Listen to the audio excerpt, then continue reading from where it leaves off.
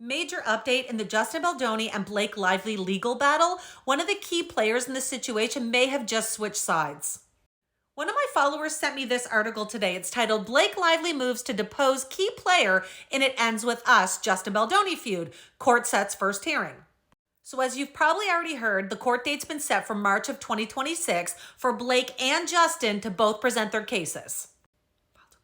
Well, what we didn't know is last Tuesday, Blake Lively's legal team filed a petition in the Texas State Court seeking a court order for a deposition of Jed Wallace. Jed Wallace is a huge player in the alleged smear campaign that was held against Blake Lively. So he owns the crisis management firm Street Relations, and he also referred to himself as a hitman when it came to crisis management situations. Jed Wallace and Street Relations were both listed in the complaint that Blake filed in California, but neither Jed nor his company were named in the lawsuit that she filed in New York. So this filing that Blake's legal team submitted would be used to get testimony from Jed Wallace. So listen to this. Lively's lawsuit against Baldoni accused Jed Wallace of weaponizing a digital army to create and promote content that appeared to be authentic on social media platforms and internet chat forums.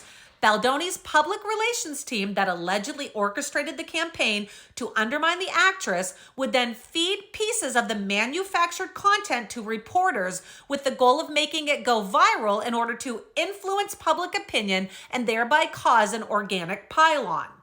Now, as you know, everybody has been saying that Blake's hate was organic. Well, this is possibly why.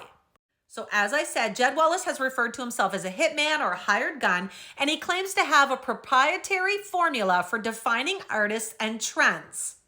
Blake's filing went on to say that Jed Wallace refers to himself as a hitman or a hired gun, and he claims to have a proprietary formula for defining artists and trends. He was retained on behalf of Baldoni and his company Wayfarer, who also brought on veteran crisis PR exec Melissa Nathan. The paperwork went on to describe how Jed Wallace would seed and then influence online forums, especially Reddit, to attack Blake Lively and support Justin Baldoni. Blake and Justin will have their day in court in March of 2026, but a pre-trial that was scheduled for February 11th to talk about the gag order against Justin Baldoni's lawyer has now been moved up to February 3rd, which does kind of signify that the judge agrees. Lively's team says the endless stream of defamatory and extrajudicial media statements must end.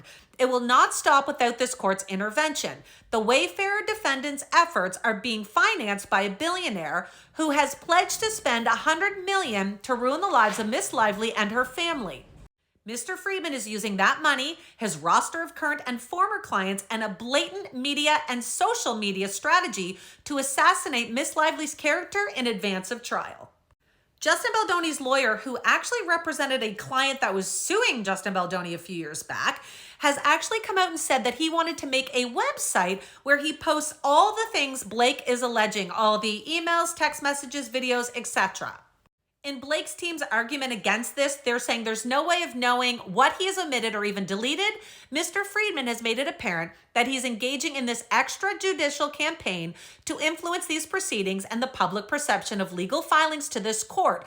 And there already is a serious risk that his misconduct is tainting the jury pool. He further has made it clear that his priority is to torpedo Blake Lively's career for good by, among other things, creating a website to release strategically selected documents and communications between Lively and Baldoni. Baldoni's lawyer has already released 2 items. One was a clip from the slow dance that Blake and Justin had done on set, and the other was this, a 2 a.m. voice note that he had sent to Blake Lively in response to some text messages she had sent. And if you have not heard this yet, I highly suggest you go back and check that out. Justin's lawyer obviously missed the mark on this one. A lot of people are criticizing the voice memo, saying it's inappropriate and even creepy. As for Lively's team asking for a court order for a deposition of Jed Wallace, I think this is going to be extremely interesting. He obviously would have a ton of information with text messages, emails, etc. He was one of the key players in this alleged PR smear campaign, and he is probably one of the main people who could validate and verify whether or not this actually took place.